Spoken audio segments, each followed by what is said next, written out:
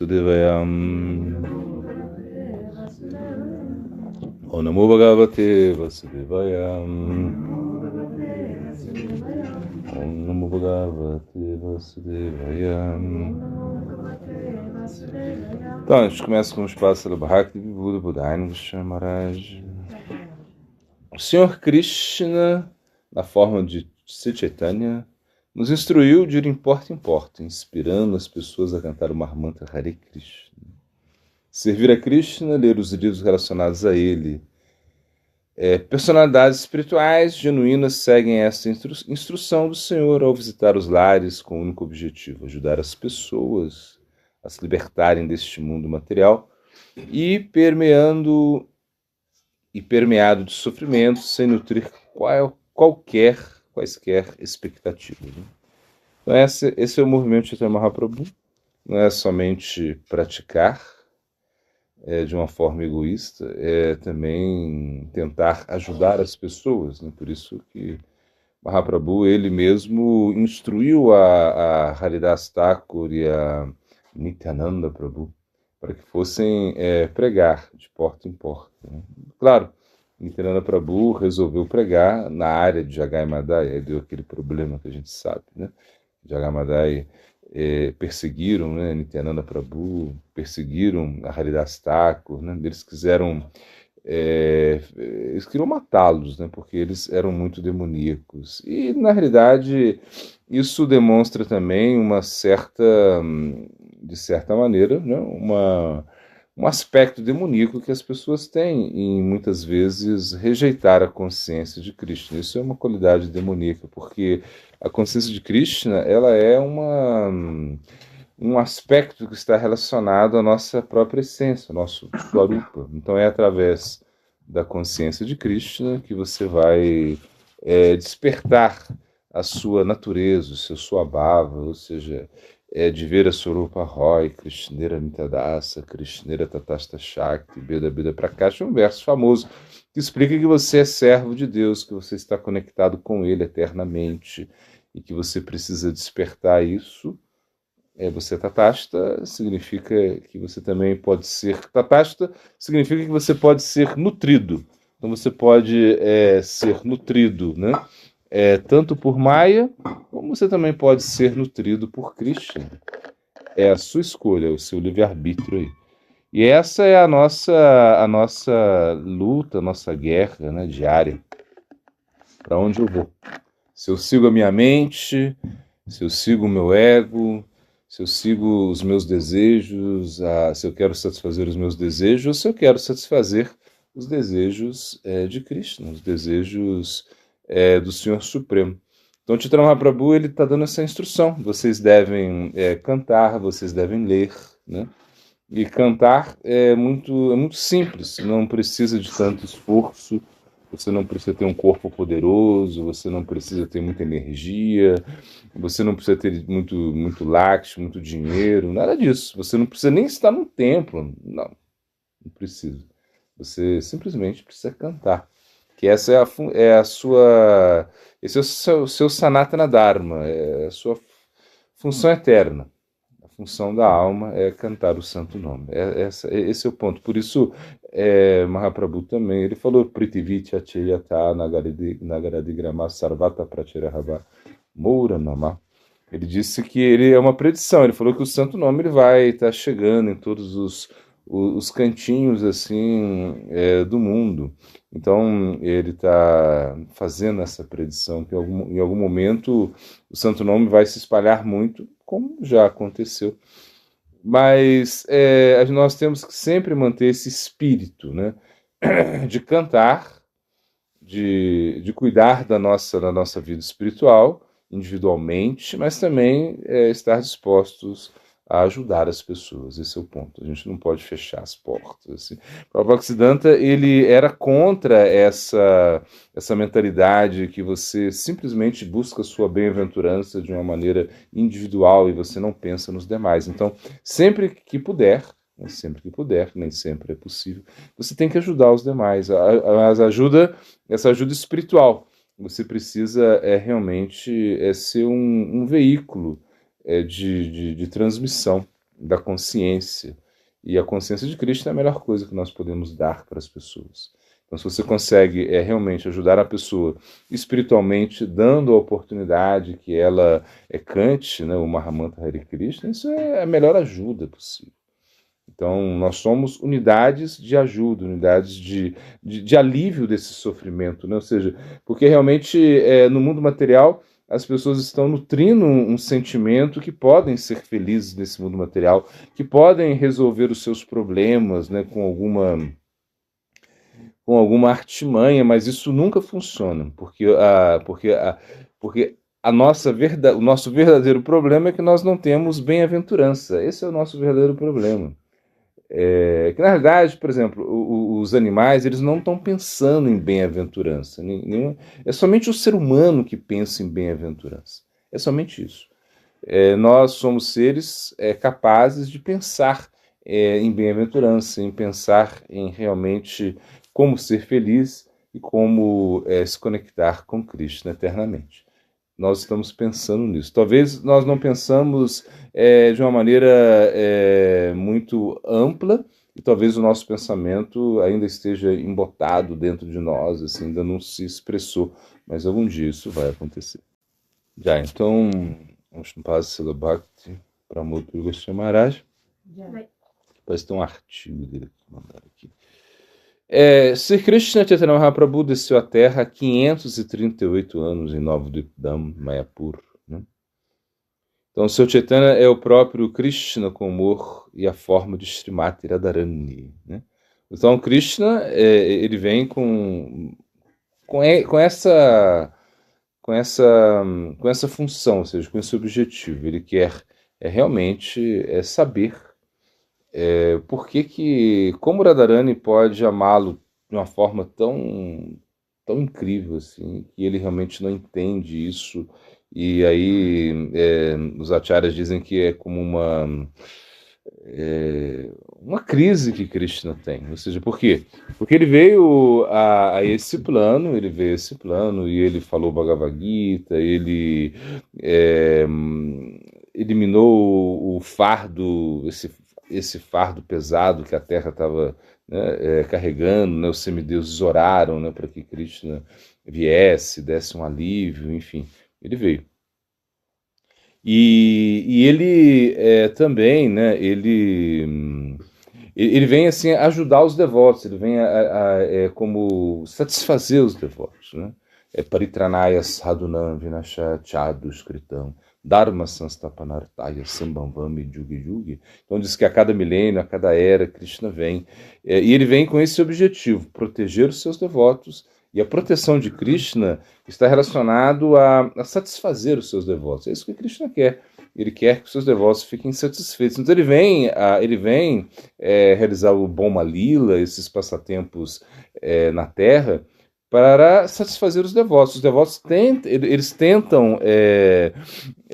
estão longe de Krishna e eles estão sofrendo com isso, e quando Krishna vem, ele entrega todo esse amor divino. Isso é Mahaprabhu, né? Então, e ele tem esse humor interno, que é buscar Radha. Então, por isso que se diz, quando Krishna ele volta, né? Ou seja, ele vai para Krita Lila, né? Ele recolhe os seus passatempos para Krita, né? Esses passatempos que estão manifestos, né? E ele fica sem entender como que Radharani tem tanto amor por ele. Então, esse é o grande problema. Então ele promete, fala assim, eu vou descer e eu vou rolar no chão de Vraja. Eu quero rolar no chão de Vraja. Eu quero pegar essa poeira, a poeira dos pés de Srimati Radharani, a poeira dos pés das Gopis. Krishna ele tá prometendo isso. Só que Radharani fala, não, eu não vou deixar, eu vou cobrir o seu corpo, né? Para que você não faça isso. Então essa cobertura é Srimati Radharani, por isso que o Mahaprabhu ele é dourado, né? Ele é dourado. Então ele é Krishna, internamente é Krishna buscando Radha, né? E externamente é Radha que cobre Mahaprabhu, e Mahaprabhu vem com essa função, uma dupla função praticamente, né? Que é entender o sentimento de Radharani e também distribuir o Mahamanta Hare Krishna, ou seja, Né? Essa é a ideia. Então, o Radharani é essa cor do ouro derretido. Né? Isso é Radharani, né? Então, aqui ele continua aqui. É importante perceber que não há diferença entre Mahaprabhu e o filho de Yashoda, né? Yashodananda, né? Não tem diferença, né? E quem vê essa diferença realmente não entende nada. Nunca vai receber a misericórdia de Krishna. Se você realmente vê a diferença entre Mahaprabhu e Krishna, se você vê a diferença entre Vrindavana e Mayapur, então você não vai conseguir experimentar Krishna mesmo, porque Krishna ele vem realmente trazendo, ou seja, se diz que automaticamente Mahaprabhu é a consequência do Krishna Lila. Não tem como você entender Krishna Lila sem o Gora Lila, não tem jeito. Não é que muitas pessoas pensam, o Gora Lila é só um atalho para o Krishna Lila. Não, na verdade, o Gora Lila ele é essencial para o Krishna Lila. Né, quando o Rupa Goswami ele fala, né, imagina em um momento quando o Rupa Goswami estava em Jagannatha Puri, né, e ali Mahaprabhu estava associado com os seus devotos, eles estavam juntos, né, no Siddha Bakul, onde ficava Haridas Thakur e onde Rupa Goswami e Sanatana Goswami também eles ficavam. Né. Em um momento Rupa Goswami ficou ali, e Haridas Thakur era o local de Bhajana Kutir de Haridas Thakur. Como Haridas Thakur ele tinha um nascimento muçulmano, ele não queria estar no Gambira, ele não queria estar muito perto do templo de Jagannatha, você sabe disso. Então o Mahaprabhu ele ia ali pessoalmente, eles fizeram muito kirtas, os devotos se associavam. E em um momento, né, Mahaprabhu ele começa a glorificar Rupa Goswami, né? Ela fala, ele é muito erudito, ele é muito capaz, ele tem muita realização, né? Ele escreveu alguns versos assim, e Mahaprabhu ele disse que ele começou a chorar só de olhar a caligrafia de Rupa Goswami. Era uma coisa tão bela. Só a caligrafia, né? Ele começou a chorar, Mahaprabhu começou a chorar. Mahaprabhu era assim, muito emotivo, né? Por exemplo, ele começou a chorar quando ele percebeu que os muçulmanos não seriam liberados, né? Começou a chorar e falou assim, eles não vão aceitar o Mahamantra, né? Aí Haridas está falando, não chora. Quando eles cantam Haram, eles vão ser liberados também, sendo uma baça. Haran significa uma coisa muito horrível, uma coisa assim, abominável. Então, Mahaprabhu estava assim, com esse sentimento, né? E nesse sentido, quando o Rupa Goswami Mahaprabhu pede para ele começar a recitar algumas coisas que ele tinha escrito, né? Foi quando ele cita esse verso famoso, né? Namamaha Vandanyaya Krishna Prema Pradayate Krishnaya Krishna Chaitanya Namiguratushi Namaha. Ou seja, que Krishna ele diz que a encarnação mais magnânima, Mahaprabhu. Não tem nada mais magnânimo que Mahaprabhu. Você pode procurar, em qualquer lugar você não vai encontrar. Todas as encarnações, elas não se comparam a magnanimidade com a encarnação de Chaitanya Mahaprabhu. Claro, Krishna ele é muito atrativo, ele é lindo, ele cativa os nossos corações, ele é um ladrão, né? Nenhuma encarnação está roubando. Nrsimhadeva não rouba nada. Ramachandra, imagina, não rouba nada. Eles são muito assim corretos, né? Mas Mahaprabhu também, ele é um sannyasi, Krishna rouba. E cativa, a gente olha assim, nossa, ele está roubando, que a gente sente, né, uma certa, sei lá, que legal, o Krishna rouba, ele é diferente, né? Uma coisa assim. Só que o Mahaprabhu, ele é mais magnânimo. Ou seja, por que ele é magnânimo? Porque ele está distribuindo. Ele está dando para pessoas desqualificadas, como nós. Imagina? Por isso ele apareceu em Mayapur, né? Então, por essa compaixão, Namomaha Vandanyaya, muita compaixão que ele tem por todos os seres vivos, né? Então, na realidade, os seres vivos, eles estão doentes. Imagina, doentes. Kama Krodera da Sahana Taralatikoi Bramite Yadi Sadivadapoi Tarupadesha Mantra Pichati Palaya. E sei lá. O que acontece? Acontece que nós estamos sofrendo muito com o quê? Kama Krodera da Sahana Taralatikoi. Ou seja, que nós estamos apanhando, né, de cama da luxúria e de Kroda. Esse é o grande problema. Nós estamos apanhando. Então, mas Mahaprabhu é muito magnânimo, né? Krishna, ele está aí como nos ajudando, ele está nos enviando os gurus, ele está nos enviando os devotos que atuam como se fossem médicos para curar a nossa doença. E qual que é a nossa doença? Avidya, ignorância. Nós ignoramos que nós somos eternamente conectados a Cristo. A gente ignora isso, a gente é ignorante, na realidade. E Krishna, ele, de uma forma muito magnânima, ele vem como Mahaprabhu. E como ele vem como Mahaprabhu, ele vem com muita compaixão. O Mahaprabhu é muito compassivo, ele quer que todas as pessoas possam realmente experimentar isso. Ele não quer perder ninguém. Esse é o ponto. O Mahaprabhu, ele quer que todo mundo possa sentir isso, sentir esse Gora Prema. Imagina que Prataparuda Maharaj estava impressionado com isso. O que é esse Gora Prema? O que é isso? Imagina, é uma coisa que eu nunca vi. E olha que ele tinha uma experiência ali. Ele era discípulo de Sarvabhauma Bhattacharya. Mas Sarvabhauma Bhattacharya, ele havia agora sido convertido por um jovem de 24 anos que tinha muita vontade de dançar, de cantar, né? E que realmente deu uma explicação do Vedanta completamente diferente da de Sarvabhauma Bhattacharya. Sarvabhauma Bhattacharya, ele dava uma compreensão muito impersonalista dos Vedas. E isso Mahaprabhu não aceitou, não entendeu. E ele, em protesto, ele Mauna, ficou calado. 7 dias ele não falou nenhuma palavra. Imagina, então 7 dias uma pessoa prega para você, começa a falar um monte de coisa sobre o Vedanta, Vedanta, e Mahaprabhu caladinho, não falava nada. Até que Sarvabhauma, ele fala, você é muito inteligente, eu sei que você é inteligente, e por que você não fala nada? Será que você não compreendeu nada do que eu falo? Ele falou, não, eu compreendi tudo que você fala. Os Shastras eu compreendi tudo. Eu não entendi essa interpretação que você está dando do Vedanta. O Vedanta não é isso. O Vedanta é o Brahman com qualidades, é o Brahman que caminha, o Brahman que dança, o Brahman que tem bem-aventurança. Você está tentando explicar uma coisa completamente deturpada, né? Então, por isso, Mahaprabhu, ele é muito compassivo. E Prataparuda Maharaj, quando os devotos da Bengala, né, chegaram para Jagannatha Puri, imagina, Jagannatha Puri, Bengala, Jagannatha Puri, é mais ou menos 10 horas de trem, mais ou menos, né?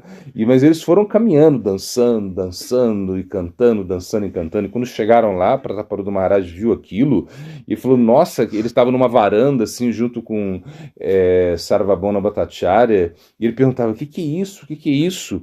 Sarvabhauma Bhattacharya, quem são eles? Sarvabhauma Bhattacharya, ele não conhecia muito bem eles, né? Porque ele não morava em Nova Dwipa. Apesar que ele era... E Prataparuda Maharaj fala, você é da sua terra natal, quem são essas pessoas? O que é isso? E aí ele ficou meio assim, aí Gopinath Acharya, que era o sogro de Sarvabhauma Bhattacharya, falou assim, não, esse é Advaita Acharya, esse aqui, aquele ali é Nityananda Prabhu, aquele ali é Gadadhara Pandita, aquele ali, e ele foi mostrando, né, quem eram essas grandes personalidades de Nova Dwipa, né, Talita Mukunda, ali, e começou a mostrar todos esses grandes devotos, e Prataparuda Maharaj ficou assim de queixo caído, assim, ele não sabia o que falar. Esse é o Goura Prema, uma coisa que a gente não entende, né? A gente não entende, por isso a gente precisa aprender sobre isso, acabar com a nossa ignorância. Certa vez, na Sri Chaitanya Mata, ao meio-dia, Sri Chaitanya Mata é Adimata. Adimata significa a mata original. Mata quer dizer templo. Na verdade, não é nem templo. É um templo, sim. É um local para estudantes, mas estudantes sannyasis e brahmacharis. É uma coisa assim muito fechada.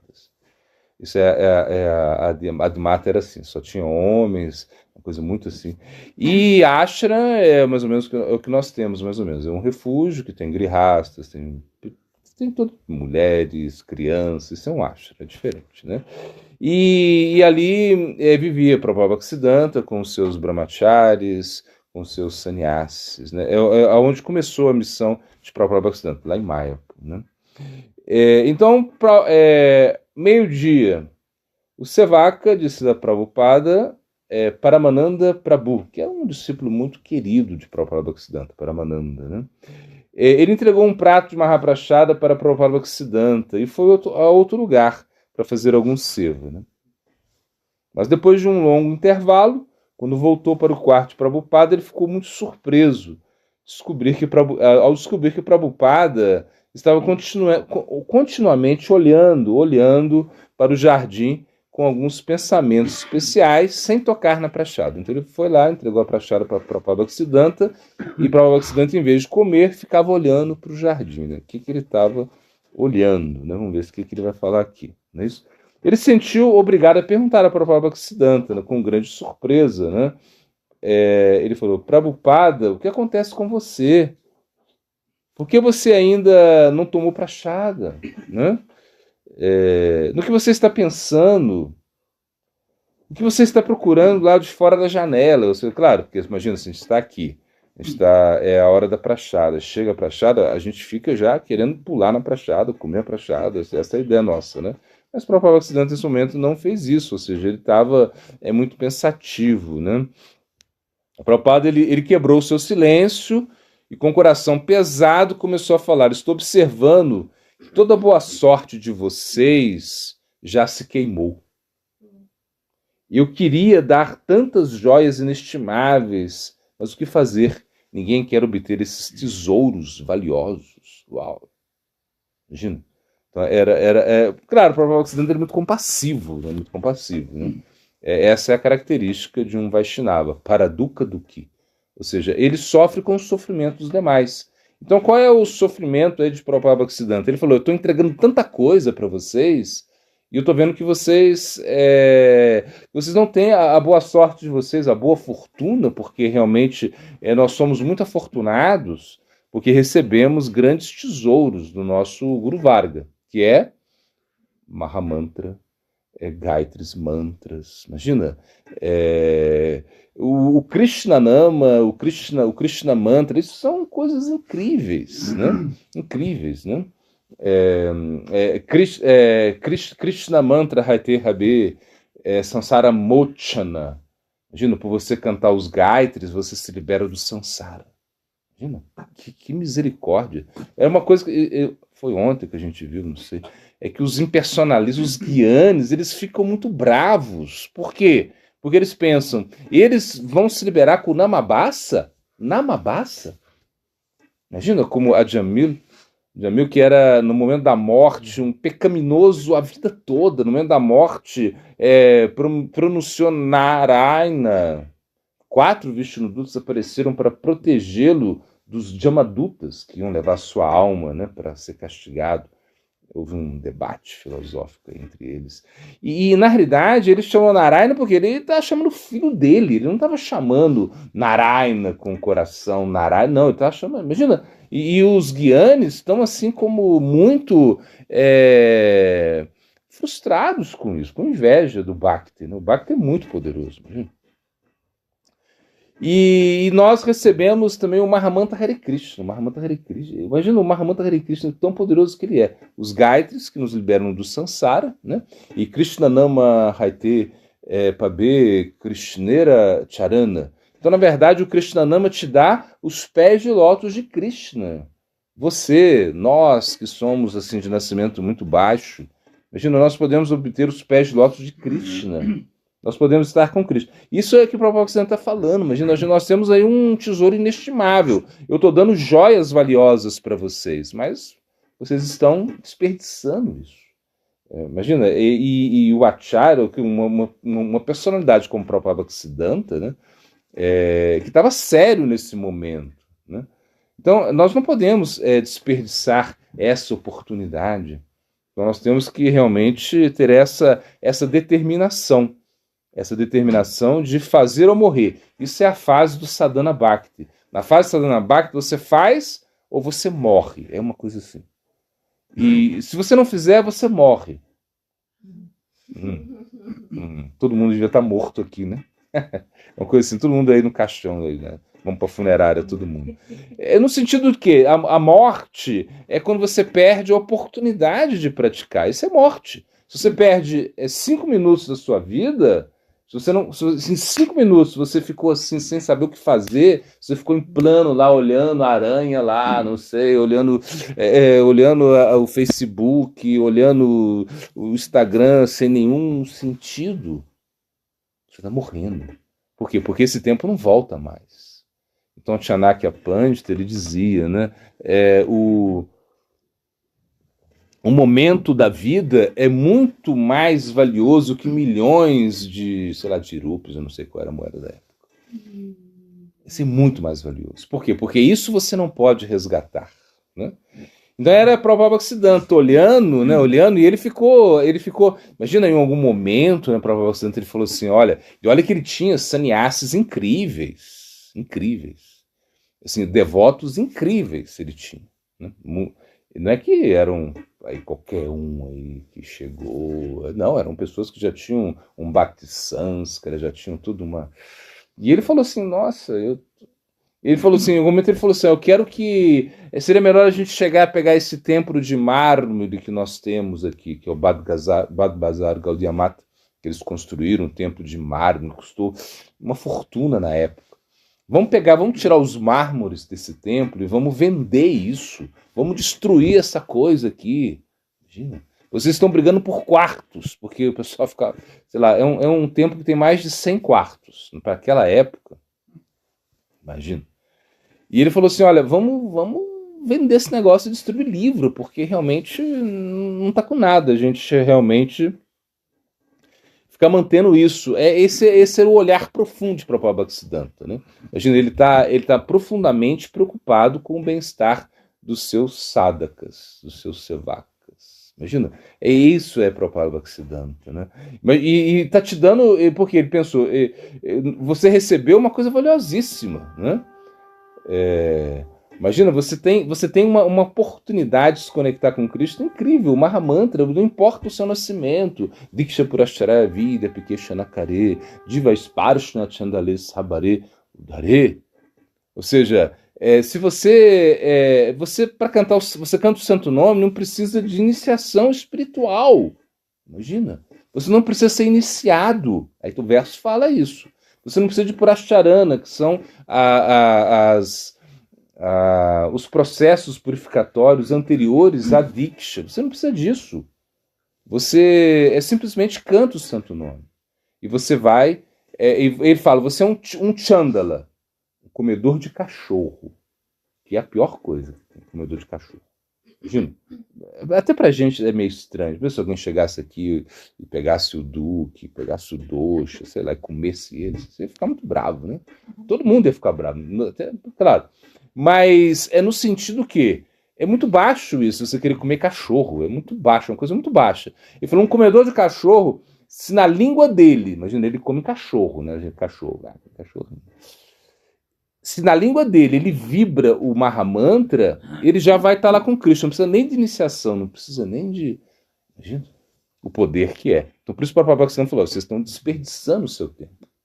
Não desperdicem o seu tempo. Não, eu estou dando tantas coisas para você, eu estou observando que a sorte de vocês está indo embora. Indo embora. É como uma vez eu vi, bom, eu não sei o nome, mas diz que na cultura japonesa tem a deusa da oportunidade. O deus da oportunidade, é uma coisa assim. E é uma pessoa assim, totalmente careca, assim, a representação desse deus da oportunidade. Ele é todo careca e ele só tem um fio de cabelo, assim, só um tufo de cabelo, uma coisa assim, como se fosse uma seca pequenininha. Então, e representa o quê? Que a única oportunidade é aquilo, que você tem que agarrar naquilo e ficar. Ou seja, você não tem... agarra e vai. Então a oportunidade agora, nós estamos tendo essa oportunidade da prática, a oportunidade de conexão. Então a gente precisa aproveitar isso. Então tá, então qual é a etiqueta que uma pessoa tem que ter para entrar na cozinha de Srimati Radharani? Primeira coisa é você tem que entender que a cozinha é de Srimati Radharani, não é sua. É a primeira coisa. É que você vai cozinhar para Radharani. Né? E por isso que Om Spasra Bhakti Vibhuti Bodhidharma Maharaj, ele falou uma coisa que faz como 20 anos que ele falou isso, sei lá, ou mais de 20 anos que ele falou isso, e eu nunca esqueci. Deve fazer uns 23, 24 anos, uma coisa assim. Ele falou assim, é muito difícil, quase impossível você tomar prachada nesse mundo material. Ele falou, prachada, o único local que você vai tomar prachada é do templo do seu Jagannatha. Ali é prachada mesmo, porque é o seu Jagannatha que está ali. Né? E ou quando você vai cozinhar, e o pujari, quem vai oferecer, tem que cantar 64 voltas todos os dias. Né? E além disso, você tem que cozinhar, e você não pode cozinhar pensando em você, tem que pensar só em Krishna. Não é para você, é para Krishna, não é para satisfazer a sua língua. Imagina. Aí ele falou, então por isso é quase impossível tomar uma prachada em Kali Yuga. Né? Foi como uma coisa assim, como forte que eu ouvi, e até hoje eu estou tentando digerir isso. Né? É difícil de digerir, como se fala, uma pílula bem difícil de se digerir, de se tragar. Né? Mas na realidade, assim, você entra na cozinha, mas vamos mais para a nossa realidade. Você primeiro entende que é de Srimati Radharani, a primeira coisa. E depois você entende o quê? É que você precisa, como Krishna fala, ele fala, né? Patram pushpam phalantoyam jome bhakta prayachati taham bhakti upairtam ashnami prayat tatnamaha. Então a metade desse verso está fácil. É fácil. Ó, oferece para mim folha, flor, água e fruta. Fácil, né? Tá fácil. Não tá tão difícil, não. Mas depois, na outra parte do verso, ele fala com amor e devoção, e com o coração purificado, com a consciência purificada. Aí você tem que estar tudo. Então, aí fala purificado. Então, purificado já é uma coisa difícil. Imagina a sua mente, você com essa mente doida, vai oferecer algo para Krishna? Porque realmente não está purificada. Então você precisa muito Mahamanta para purificar a mente. Então imagina, Krishna, e o coração precisa estar puro, consciência. Então você fala, poxa vida, o que a gente faz? A gente não oferece nada para que a gente desiste. Vamos ser evangélico. Mais fácil, né? Não. Você vai se esforçar. Então por isso que Krishna se manifesta através de Archana. Archana Vigraha. É a manifestação, então está lá a deidade lá que vai te ajudar. Você pensar, fala, nossa, isso aí está a deidade, e isso é para ela que eu vou cozinhar. Ou seja, então eu entro na cozinha de Srimati Radharani para cozinhar para Krishna, uma coisa assim. Né? Então a cozinha precisa estar limpa, não é isso? Organizada, não pode estar contaminada. Assim, isso que a gente tem que entender. O gato não pode estar lá na cozinha, lá morando na cozinha, não pode. O cachorro não pode entrar na cozinha. As pessoas que entram na cozinha, elas têm que ter tomado um banho, de roupa devocional, passado tílaca. Imagina. Difícil, né? Ou seja, você não pode ficar andando com sapato na cozinha, tem que estar descalço. Imagina, essa cozinha é fria, ai. Né? E tem água, não sei. No nosso caso. Então você vê que é bem difícil. Não é fácil você manter a etiqueta, mas a etiqueta é isso, você com o coração purificado, a consciência purificada, ou seja, e você está num estado purificado também. Então por isso se fala, a mulher no período menstrual não vai entrar na cozinha, porque se entende que ela está no seu período, assim, para cozinhar para as deidades que eu estou falando, né? Para as deidades. Né? Então, assim, quando a gente pensa em oferecer para Krishna algo, a gente tem que pensar numa purificação incrível. Tanto interna, não é só externa, é interna também. Porque externo, você entra numa cozinha lá, que você vê tudo brilhando, tudo limpo. Por exemplo, a cozinha da minha mãe era uma coisa incrível. Assim, da minha mãe, que comia carne, enfim, não era uma devota, mas a cozinha dela era uma coisa assim, impecável. E tinha uma bucha que lavava copo, uma bucha que lavava talher, uma bucha que lavava prato, uma bucha que lavava panela. Ai, era cheio de bucha, assim, e era uma coisa incrível. Era uma coisa assim que você fala, nossa, se ela fosse uma Brahmani, seria um show, na verdade. Mas não tive oportunidade, assim como você tem. A dona Beth, de estar aqui. Ou seja, mas ela, assim, com muita. Assim, por quê? Porque realmente, assim, é limpeza. Então, você chega lá, tá tudo limpo, as panelas brilhando. A panela da minha mãe, você pegava assim, olhava e você podia passar tinta na panela dela. Verdade. Porque limpava a panela, areava a panela. Você é do tempo de arear a panela também? Não? Arear a panela, assim, arear a panela e botar no sol, assim, pra panela ficar brilhando.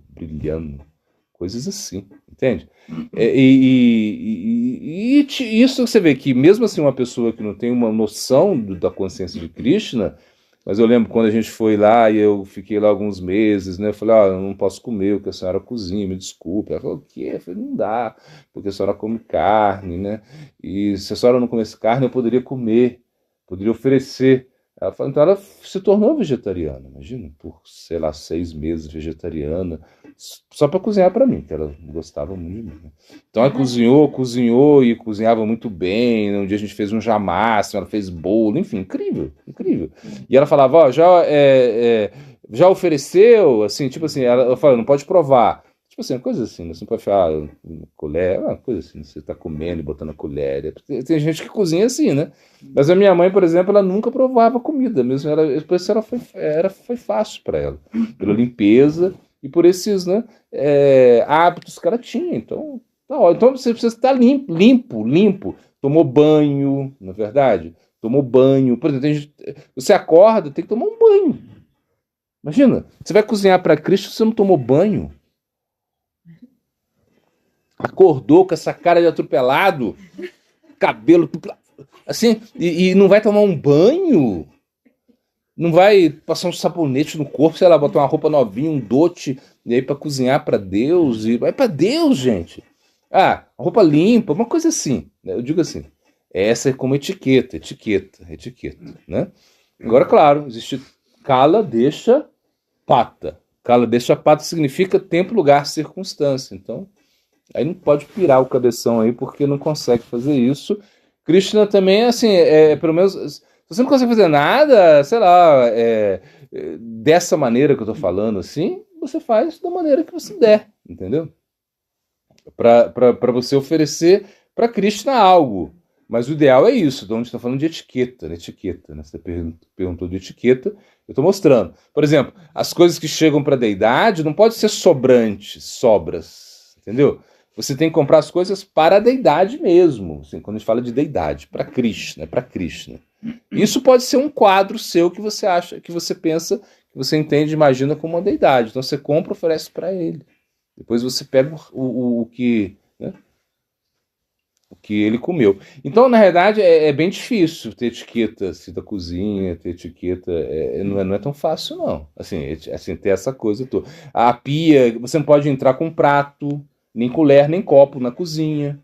Você não pode comer nada na cozinha, nada. Então, sabe, não é uma coisa que a gente vê, não é tão fácil de seguir, não. Né?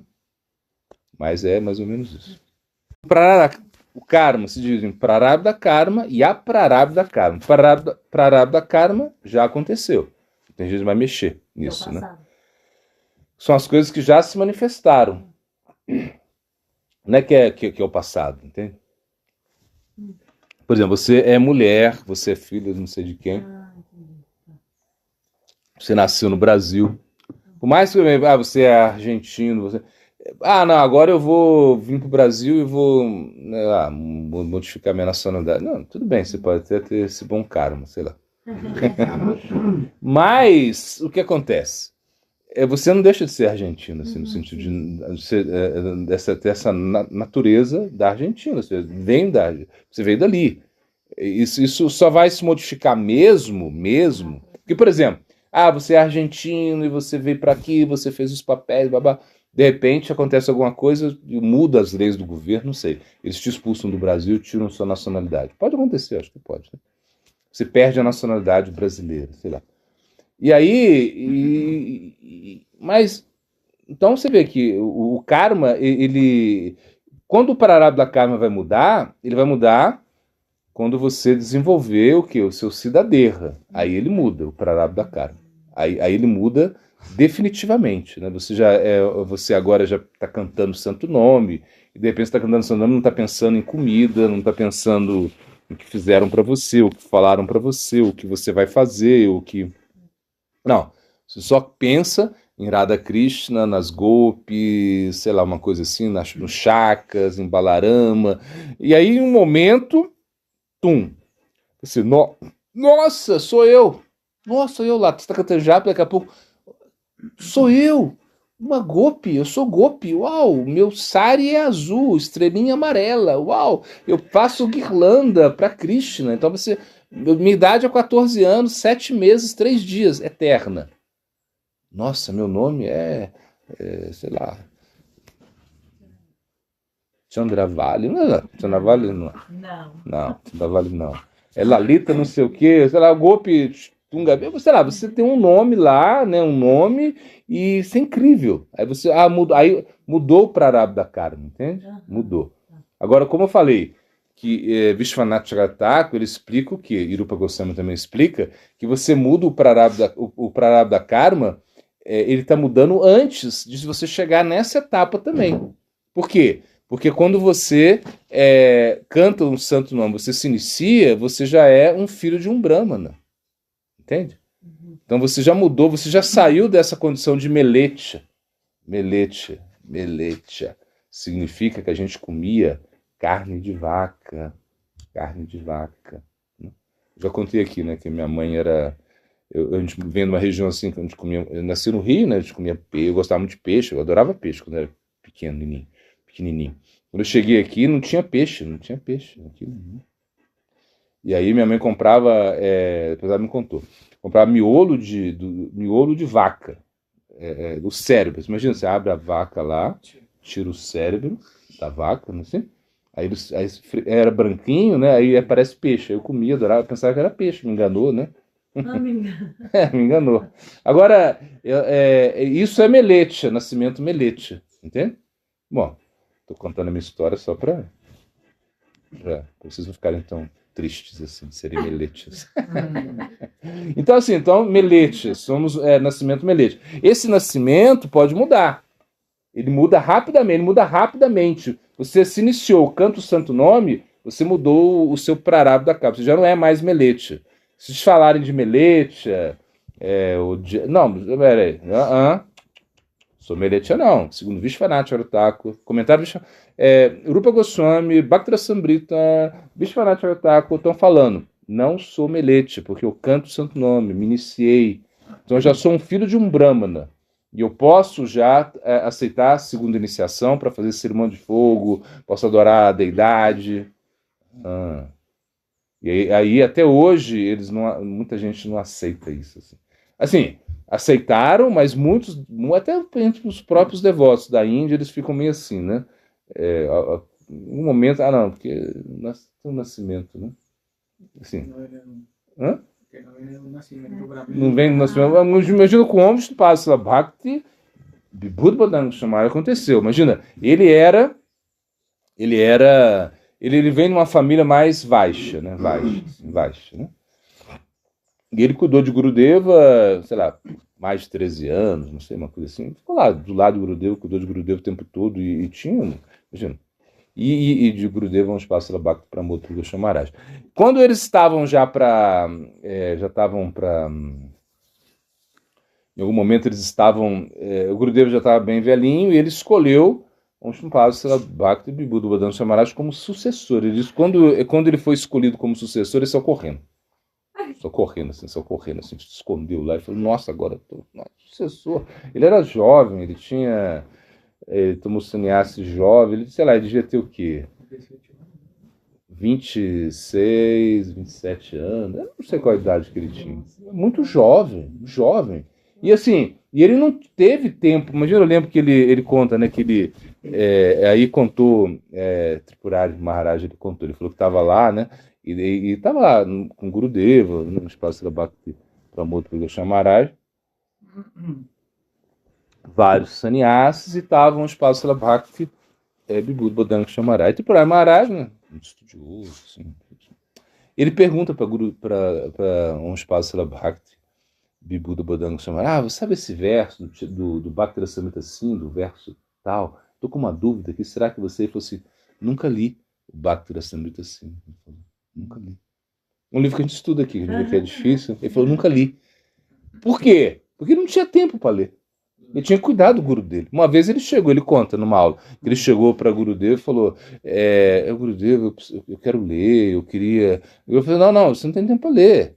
Agora é cuidar de mim. Depois que eu morrer, você lê. Uma coisa assim, né?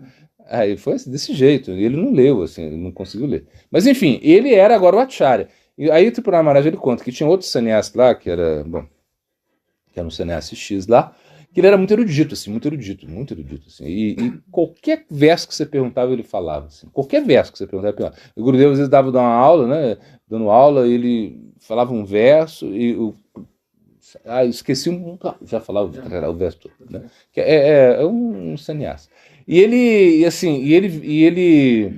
é muito erudito mesmo. Então o Gurudev mandou ele estudar na Ramanuja Sampradaya, mandou estudar na Madhva Sampradaya, no Sudha Índio, sabia tudo. E quando Gurudev, no espaço lá, Bhakti Pramod Goswami Maharaj, ele escolheu a um espaço da Bhakti Bibuda Bodhanga Chamaraj como sucessor, né, que ele saiu correndo, assim, tipo assim, e Tripurara Maharaj ele conta, né, que o que acontece é o seguinte, que esse sannyasi, né, que era tão erudito, ele falou para Gurudeva, ele teve a coragem de falar para um espaço da Bhakti Pramod Goswami Maharaj, ele falou assim, eu sou um brahmana, eu tenho nascimento bramínico, o meu nascimento bramínico é superior ao seu. Falou isso para Gurudeva. E você escolhe ele que não é um brahmana para ser o sucessor? Como é isso? Desse jeito ele falou, né? E aí, Tripurara Maharaj ele conta, né, que depois passou o tempo, Gurudeva já como sucessor, ele disse que Gurudeva foi em Audária, né? Acho que foi em Audária, não sei, na fazenda, acho que foi, não sei qual fazenda que foi. E ele viu, né, eles vendendo algumas coisas que se produziam na fazenda, né, coisas assim, né, e disse que ele começou, disse que o Gurudev começou, um espaço da Bhakti Bibuda Bodhanga Chamaraj, ele começou a perguntar para Tripurara Maharaj, mas como vocês fazem isso? Como vocês produzem isso? Por quanto estão vendendo? Aí ele falou, nossa, ele tem uma natureza vai. Ele lembrou desse acontecimento que ele estava no quarto, né, ele tem uma natureza baixa, né, mas ele foi escolhido o sucessor. O outro lá, que tinha uma natureza bramínica, ele acabou depois, né, ofendendo a Gurudeva, ofendeu. Escreveu, um momento, ele escreve uma carta para ISKCON, entendeu? Em nome de Gurudeva, falando que era Gurudeva que tinha escrito, metendo pau na ISKCON, uma coisa assim, um absurdo. E Gurudeva não quis nem ver mais ele, falou, não, imagina, eu durante toda a minha vida, eu nunca falei mal de ninguém, Gurudeva nunca falou mal de ninguém, nunca critiquei ninguém, como você escreve uma carta falando que fui eu? Tinha 99 anos, uma coisa assim. Eu falei assim, não, por favor, não quero mais você na vida, não. Vai embora, cara. Imagina. Então você vê como é a coisa, né? E a gente vê, né, que, claro, que o intelecto ele é muito perigoso, né, o intelecto, né? Não é uma coisa assim tão fácil assim, de se lidar, né? A exigência do intelecto, né? A exigência dos genitais é muito mais fácil. Né? Fumar uma maconha ali, nossa, tá fácil, você enrola ali, acabou. Agora o intelecto, você está com o seu intelecto ali, você está, né, tendo que satisfazer o seu intelecto, é uma coisa absurda. Então é muito melhor você realmente entender aí, né, como lidar com essas coisas. Né? Nem sei como cheguei aqui, mas... Ficado interno da prática de Mangalarti. Então, manga... Nessa fruta gostosa que a gente pensa. Né? Além de ser a fruta gostosa, bom, mangal, significa auspicioso, né? Então é o momento mais auspicioso, ou seja, é o arati mais auspicioso. Se você fala assim, que é o obrigatório, tipo assim, para todo mundo, até o Duque, o dosha devia estar lá, né? Não, ainda bem que não. Mas o dosha estava, gente. O dosha estava, quem não... Não sei se alguém está aqui. Esse tempo que ele andava solto, assim, no Mangalar, o Mangalar era lá no Trulli, né? Ele sentava na porta do Trulli e ficava lá. Todo Mangala, todo dia ele ia. O cara fazia um monte de besteira aí à noite, não sei o quê. E na hora do Mangalate o cara tava lá. As pessoas passavam por cima dele, assim, e ia lá, e ele tava lá. Bom, não sei. Até o cachorro vai. E a gente não vai? Então, assim, é o seguinte, se você pega lá nas regras, regulações, né, e sai no Bhakti Samhita Sindhu, né, no Rupa Goswami, ele vai falar o quê? Que se você é iniciado, é obrigatório você ir no Mangalarti, obrigatório. É o dever de um discípulo iniciado, ir no Mangalarti. Dever. Obrigatório. Se você não vai, você está cometendo ofensa. Você está cometendo ofensa. Então, não, é para quem mora no templo, assim. Para quem mora no templo, fora do templo, pode assistir na internet. Não tem problema. Mas para quem mora no templo, aí tem a deidade, tem que ir, tem que ir. E é uma obrigação, assim, que você precisa cumprir. Claro, a gente vê na Bhakti Kavi, Atulanacharya, imagina ele, às vezes fica até, sei lá, ele faz à noite lá, que conversa com um monte de gente, resolve um monte de problema. Quando vê, 4 horas da manhã, ele tá lá. Dormiu 3 horas, 2 horas. Isso é impressionante. 2, 3 horas. Por quê? Porque tem que estar lá. O acharya é dali, entendeu? Alguma coisa assim. Por exemplo, quando eu tô aqui, eu também vou. Só não vou se eu fico doente. Até hoje não fiquei. Mesmo com Covid eu ia. Com Covid eu ia, porque dava pra ir, né? Não é que eu tava lá, né, sem respirar. Não, tava doente, mas eu podia ir. Então, assim, esse é o significado externo. Você tem que estar lá.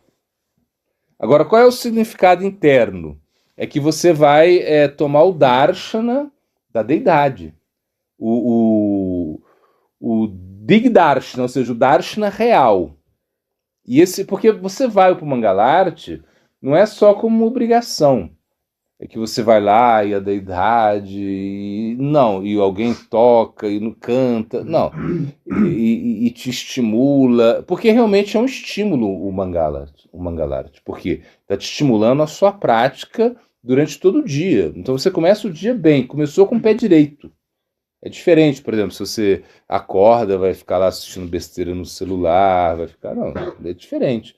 Você acordou e você vai fazer o seu Mangalarti. Você vai participar do Mangalarti. Entende? E a gente, quando era aqui, a gente não tinha nada, não tinha nem tempo, não tinha nada. A gente fazia o nosso Mangalarti nessa varanda aqui. Né? A gente fazia e a gente tinha um Tulasi, era adoração a Tulasi, né?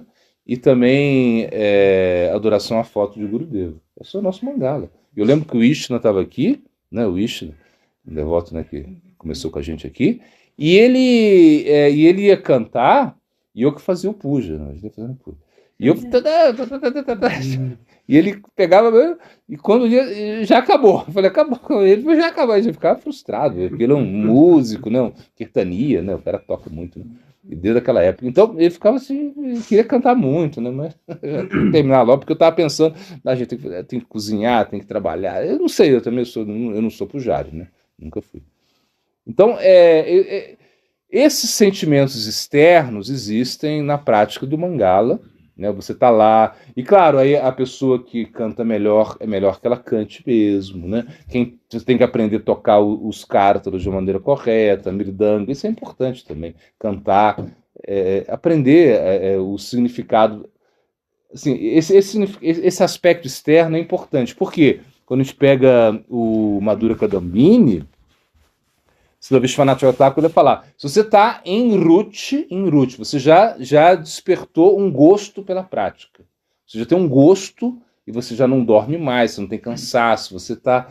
Em Ruchi, você tem uma fase de Ruchi que você precisa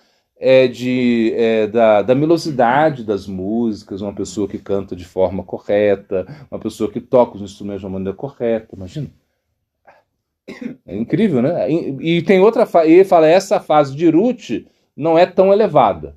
Mas outra fase de Ruchi, né, é que você já não se preocupa com isso. Então pode estar lá o cara cantando com a voz de pato e não sei o quê. E você tá bem, e tá tocando tudo errado, e você tá num gosto, mas a gente tem que respeitar isso. Imagina, a gente, Ruchi, antes de Ruchi tem a Shakti. Antes da Shakti tem Anarta Nivriti, pô. A gente tá mais ou menos nisso aí, né? Lutando com isso, assim, lutando para ficar em pé aí, né? Tentando subir na montanha, na verdade. E se você chegou na fase de Ruth, você ainda precisa disso. Então é o aspecto externo ainda. Agora, no aspecto interno, você entende o quê? Que é o Digdarshana é o Darshana real, que você não vai ver a deidade vai ver você. Então, diz que a deidade é como ela é passiva, de certa maneira, mas ela está olhando tudo. Ela está olhando, nossa, ele veio. Nossa, ele chegou atrasado, mas ele veio. Nossa, ele está aí. Nossa, tem um mês que ele vem. Tipo assim, a deidade está ali. E ela não é que ela olha só dentro do tempo, ela olha tudo. Ela fala, ele veio aqui, prestou reverência para mim, mas ele não respeita os outros devotos, né? Então, mas tudo bem, ele é um Gora Gadada com Gora com Gadada, mas ele é canista, tudo bem, deixa, tipo assim, é coisa assim, mais ou menos isso, né? A deidade está vendo tudo, você não consegue se escapar do olho, por isso que ele diz, Om Tari Vishnu Paramam Padam, né? Ou seja, é Vishnu como é como um sol que está olhando você o tempo todo. Esse é o primeiro mantra do Rig Veda, que os brahmanas cantavam antes de fazer a adoração. Por quê? Porque, sabe, tem uma coisa que está olhando um poder superior que olha você, que você não pode esconder nada de ninguém. Pode? Pode. Você pode esconder muita coisa das pessoas, mas você não pode esconder de Krishna. Krishna sabe tudo, né? Então, no Mangalarti você vai tomar o Darshan da deidade. Não é que você vai ver a deidade vai ver você. Esse é o verdadeiro Darshan. Então, o verdadeiro significado do Mangalarti é você ir lá para você ser visto por Krishna. No caso nosso, Gaura Gadada. Então, você chega lá e Gaura Gadada vão ver você. Nishinradeva vai ver você. Giri Govardhana vai ver você. Ou seja, então você vai ter essa misericórdia. Então nós não somos nada, mas que a gente chegue lá, que a gente cante, que a gente sabe pronunciar a canção lá em sânscrito ou em bengali, que você cante, que você toque, né, os instrumentos de uma maneira incrível, existe o aspecto interno, que é esse aspecto externo, onde a deidade observa você. Ela observa você em todo dia, ela observa você em sonhos. Ela fala, nossa, ele sonhou com aquela gata lá da praia, não sei. Ele ficou sonhando com ela, ficou na mente dele, isso, uma coisa assim, né? Ele está sonhando com chocolate, blá, blá, blá. A deidade sabe de tudo. Ela sabe tudo o que acontece. Olha os pensamentos que ele tem. Nossa, ele está pensando isso, coitadinho dele. Por isso que ele precisa de Mangalarti todo dia, para se purificar, né? A deidade está assim, ela sabe tudo, tudo. Olha como ele é invejoso, mas tudo bem, mas ele está se purificando. E isso é você realmente ter essa misericórdia no Mangalarti. Você está sendo observado. Esse é o significado interno do Mangalarti. Está sendo observado o tempo todo. Você não pode fugir disso. E você recebe a misericórdia. Por você ir, você está recebendo a misericórdia. Né? Esse é o significado interno, né, do Mangalarti.